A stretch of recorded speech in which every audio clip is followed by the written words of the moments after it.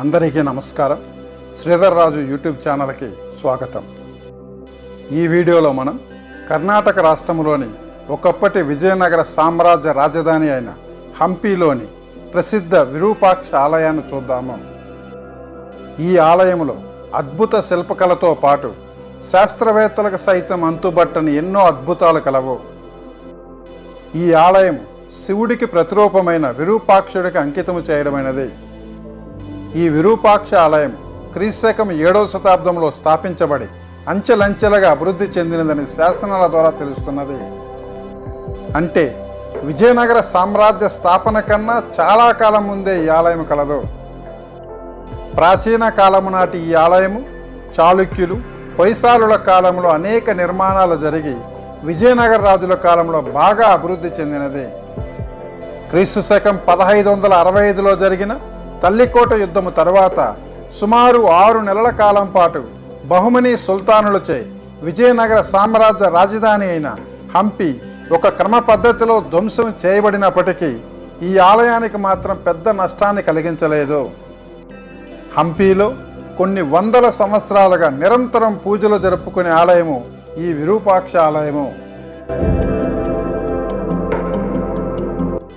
విరూపాక్ష ఆలయములో అతి ఎత్తైన గోపురము ఈ తూర్పు రాజగోపురము.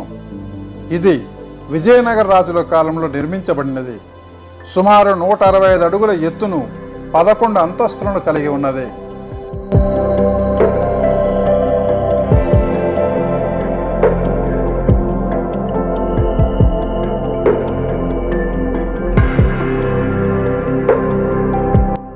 విరూపాక్ష ఆలయానికి 3 ప్రాకారాలు కలవు.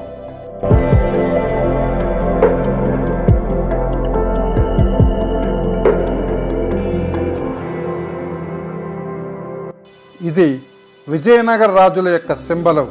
దీనిలో వరాహము, ఖడ్గము, సూర్యచంద్రులు ఉంటాయి.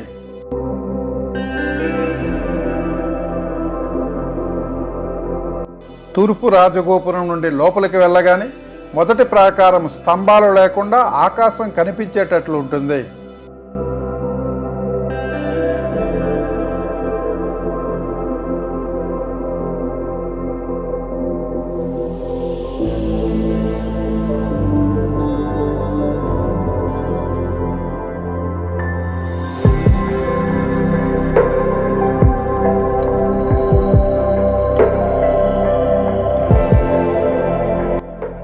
ఇది శివపార్వతుల యొక్క నిశ్చితార్థ మండపము. అక్కడ కనపడేది సభా మండపము. దాని వెనకాల వంటశాల కలదు. చిన్నదైన ఈ 2వ గోపురాన్ని శ్రీకృష్ణదేవరాయలు నిర్మించారు. అందుకే ఈ గోపురాన్ని రాయల గోపురం అంటారు. 2వ ప్రాకారములో ఉత్తర దక్షిణాలుగా సభా మండపాలు కలవు. వీటిని భక్తులు జ్ఞానము కోసం, విశ్రాంతి కోసం వినియోగించేవారు.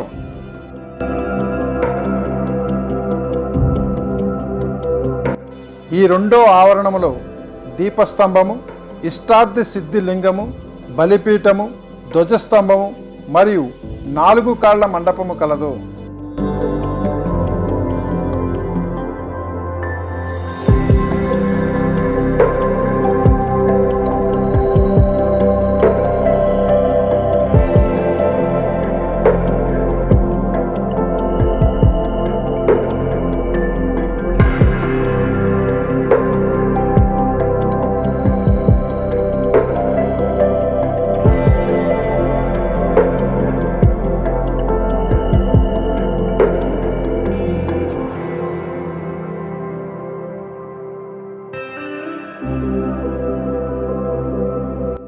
నాలుగు కాళ్ల మండపములో త్రిమూర్తులకు చిహ్నంగా 3 నంది విగ్రహాలు కలవు.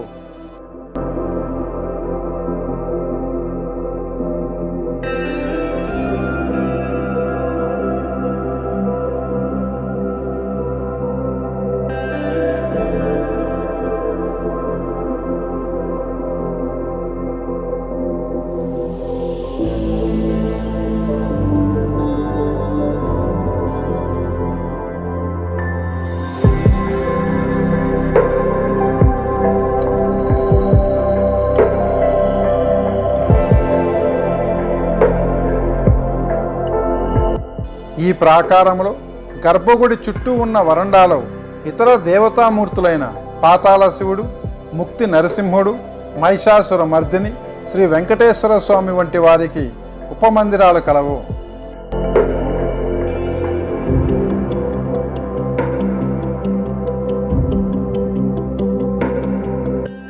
క్రీస్తు శకం 1510లో శ్రీకృష్ణదేవరాయలు అద్భుత శిల్పకళా స్తంభాలతో ముఖ మండపాన్ని నిర్మించారు.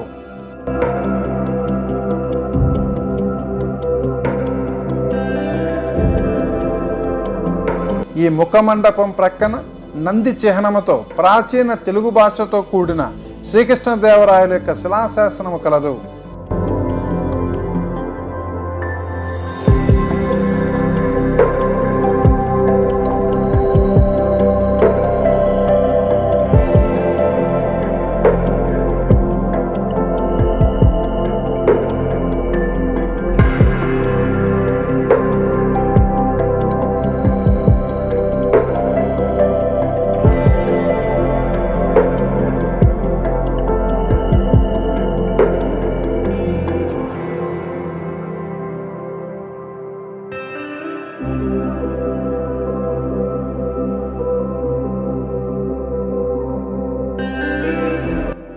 ముఖమండపం పైకప్పు పైన సహజ రంగులను ఉపయోగించి చిత్రీకరించిన విజయనగర రాజుల కాలం నాటి కుడ్య చిత్రాలు కలవు.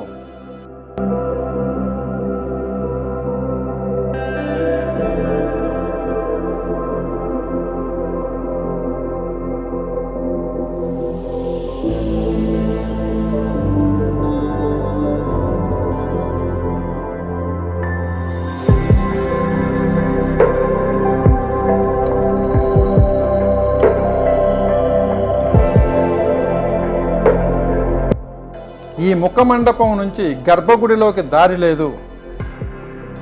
ఉగ్రరూపుడైన విరూపాక్ష స్వామికి ఎదురుగా భక్తులు వెళ్ళరాదని స్వామి దర్శనానికి ఉత్తర దక్షిణాలుగా మెట్ల మార్గాన్ని నిర్మించారు.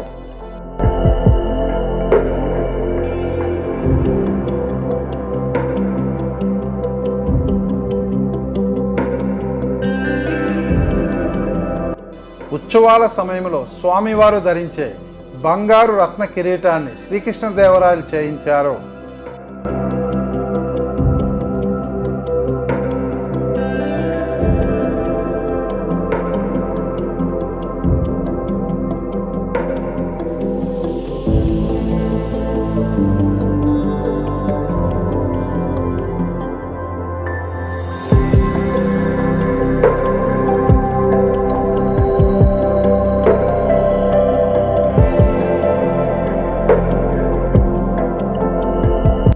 అక్కడ వెళుతున్నది లక్ష్మి అని పిలువబడే ఏనుగు.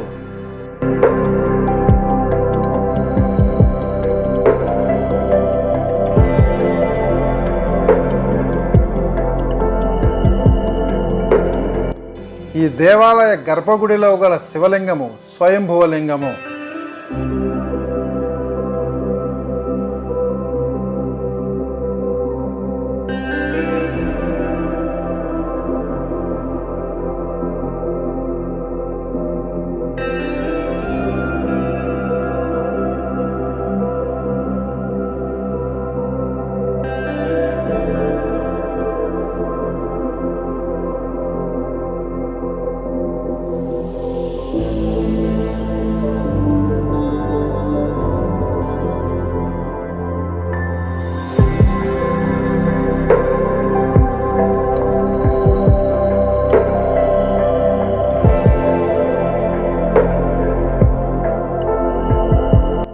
గర్భగుడికి వెనుక వైపున గల మెట్ల గుండా పైకి వెళితే ఒక చీకటి గది వస్తుంది.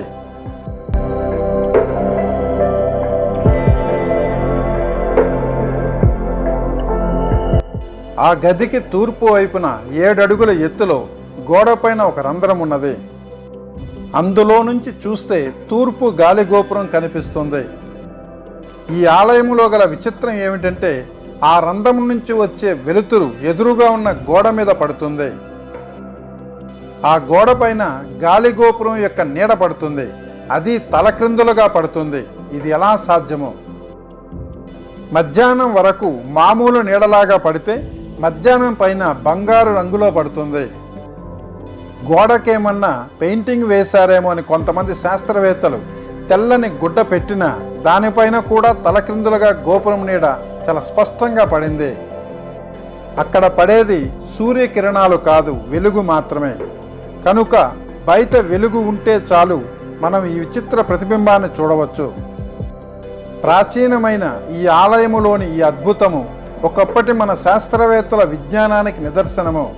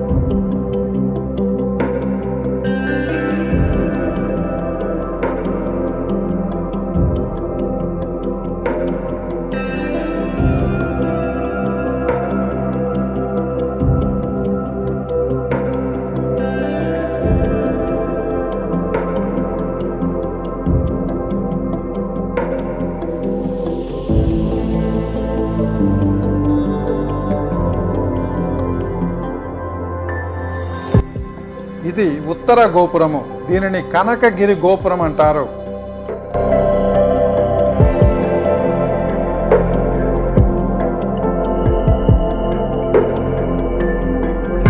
ఈ పుష్కరిణిలో ఉత్సవాల సమయంలో తెప్పోత్సవం జరుగుతుంది.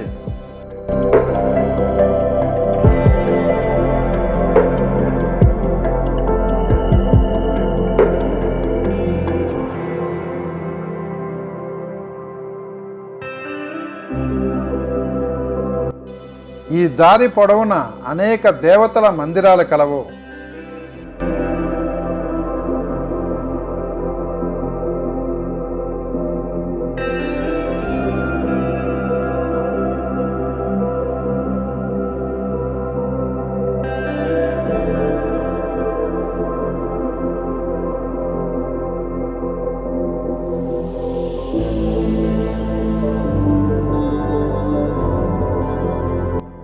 ఇది తుంగభద్ర నది వైపు వెళ్లే మార్గము.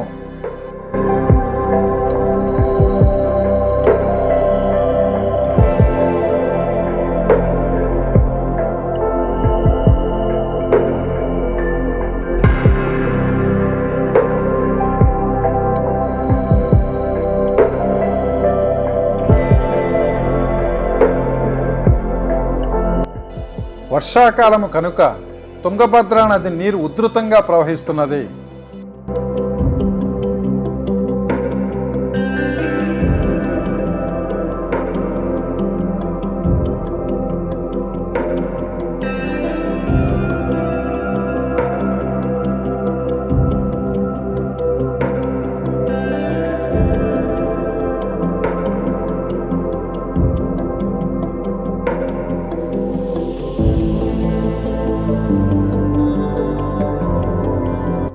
వేసవి కాలంలో గాన వస్తే నది మధ్యలో గల గ్రానైట్ బండలపైన కూడా అనేక శివలింగాల ప్రతిమలను చూడవచ్చు.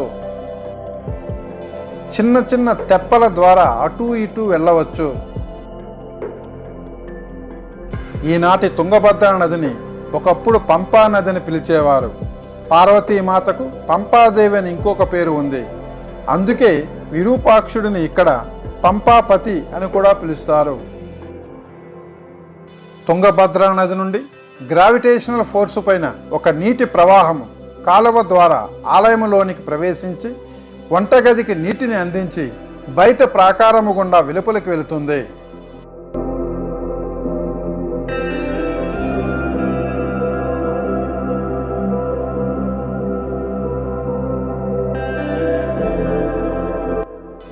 గుడికి ఎదురుగా హంపి బజారు లేక విరూపాక్ష బజారు కలదు. విరూపాక్ష ఆలయం నుంచి ఎదురు బసవన్నగా పిలువబడే ఏకశిలా నంది వరకు, అంటే సుమారు 1 కిలోమీటర్ దూరం వరకు ఈ హంపి బజారు విస్తరించి ఉన్నది. ఇక్కడ గల షాప్స్ ఒకప్పుడు 2 అంతస్తులతో నిర్మించారు. ఒకప్పుడు ఈ మార్కెట్లో రత్నాలు, వజ్ర వైడూర్యాలు, ముత్యాలు, బంగారు, పట్టు వస్త్రాలు ఎక్కువగా అమ్మేవారని తెలుస్తుంది. ఇప్పుడు ఈ విరూపాక్ష బజార్లో ఎంబ్రాయిడరీ శాలువాలు, సంప్రదాయ దుస్తులు, పురాతన ఆభరణాలు, రంగురంగుల బ్యాగ్సు, రాతి బొమ్మలు, చెక్క బొమ్మలు, హస్తకళా వస్తువులు, మట్టి బొమ్మలను అమ్ముతున్నారు. ప్రతి సంవత్సరము జరిగే హంపి ఉత్సవంలో ఈ ప్రాంతం భారీ పర్యాటకులతో ఆకర్షణీయంగా ఉంటుంది.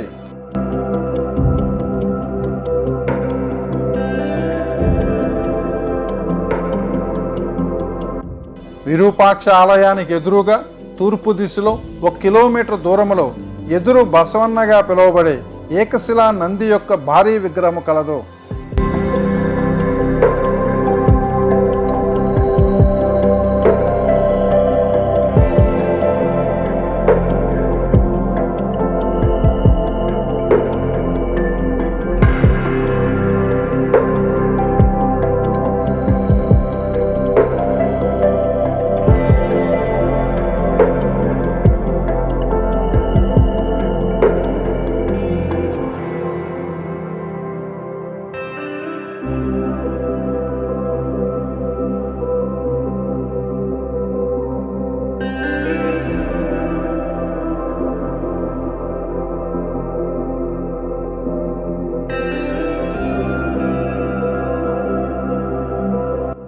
విరూపాక్ష బజారు గుండా వెళితే ఈ శిల్పం యొక్క ప్రాంతం వస్తుంది.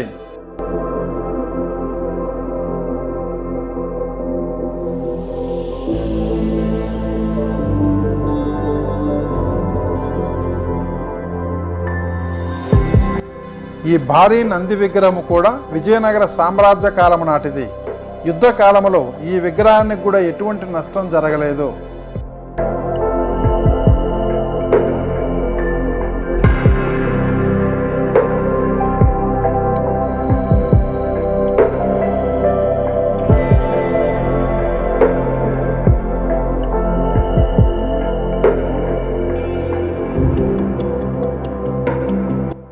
యునెస్కో ద్వారా ప్రపంచ వారసత్వ సంపదగా గుర్తించబడిన హంపిలోని విరూపాక్ష ఆలయాన్ని, ఎదురు బసవన్నను, తుంగభద్ర నదీ తీరాన్ని ప్రత్యక్షంగా దర్శించి అక్కడ విశేషాలను మీకు అందించడం ఆనందంగా భావిస్తూ మీ